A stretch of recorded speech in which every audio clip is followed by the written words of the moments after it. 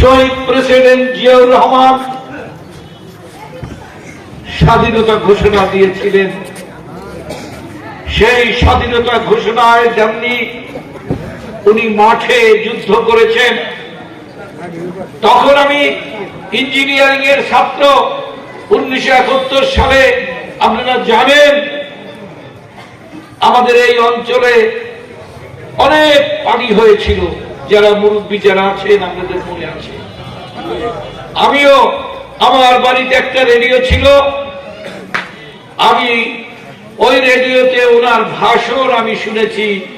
উনি ভাষণ দিয়েছিলেন, I mister Ziaur Rahman declare independence of Bangladesh. আমি নিজে একজন মুক্তিযোদ্ধা। ভাইরা আমার, শহীদ প্রেসিডেন্ট জিয়াউর রহমান দেশের মঙ্গলের জন্য, মানুষের মঙ্গলের জন্য, মানুষের বাক স্বাধীনতার জন্য আজ থেকে কয়েক দশক আগে উনি জীবিত অবস্থায় 19 দফা কর্মসূচি উনি প্রণয়ন করেছিলেন।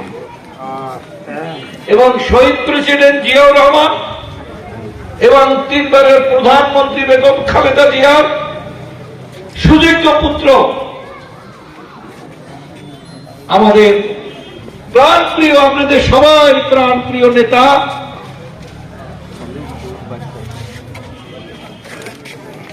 বিএনপির ভারপ্রাপ্ত চেয়ারম্যান জনাব তারেক রহমান সাহেব 5ই আগস্টে দেশ যে দ্বিতীয়বার স্বাধীন হয়েছে, তার পূর্বেই দেশকে ভালোবেসে দেশের মানুষের মঙ্গলের জন্য দেশ কিভাবে চলবে, মানুষের বাক স্বাধীনতা কিভাবে চলবে, মানুষ কিভাবে সুখে শান্তিতে থাকতে পারে এবং এই দেশের রাষ্ট্র সংবিধান কিরকম সংশোধন হবে, তার জন্য উনি 31 দফা কর্মসূচি ঘোষণা করেছিলেন। আপনারা চিন্তা করে দেখুন, একজন দেশপ্রিয় লোক যদি, তার ভিতরে যদি দেশপ্রেম না থাকে, মানুষকে যদি ভালো না বাসে, দেশকে যদি চিন্তা না করেন, তাহলে আজ থেকে ধরতে গেলে 2 বছর আগে উনি কিভাবে রাষ্ট্র চলবে সেটার ঘোষণা দিয়েছেন। কি মহান চরিত্রের লোক, কি মহান লোক, আপনারা চিন্তা করে দেখেন।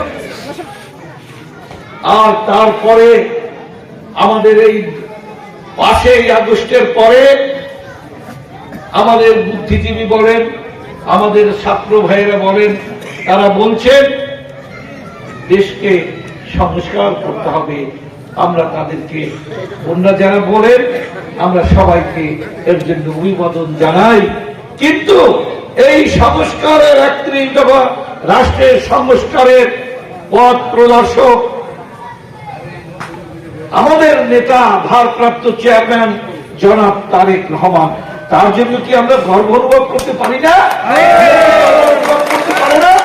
অবশ্যই পারে। ভাইয়ের আমার, আমি আরো কিছু কথা আপনাদের কাছে বলতে চাই। সুতরাং তারেক রহমান সাহেব বলেছেন, এই 31 দফা কর্মসূচি কারা বাস্তবায়ন করবে? আমরা গ্রামে গঞ্জে যারা বিএনপির কর্মী, বিএনপির অঙ্গ সংগঠনের কর্মী, মা বোনরা এখানে আছেন।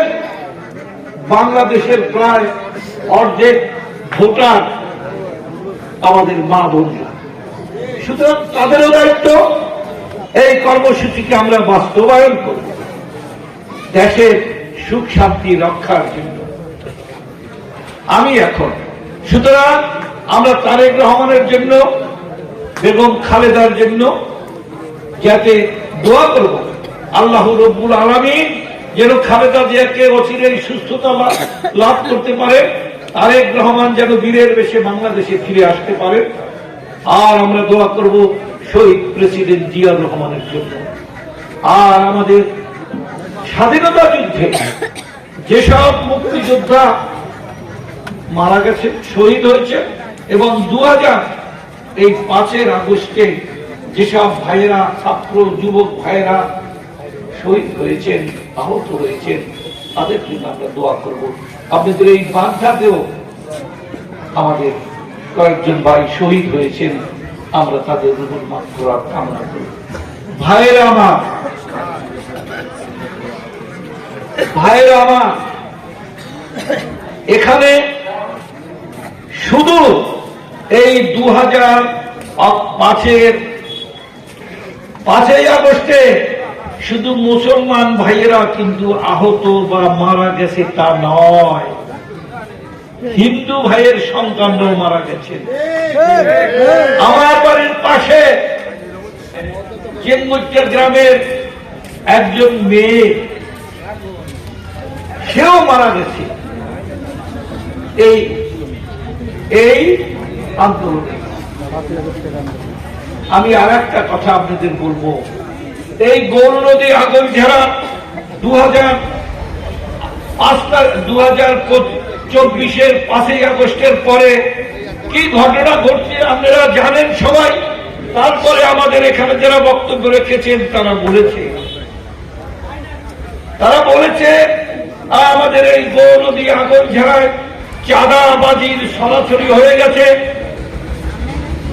চাঁদাবাজি, দখলদার, জমি দখল শুধু হিন্দু ভাইদের না, মুসলমান ভাইরা রক্ষা পায় না।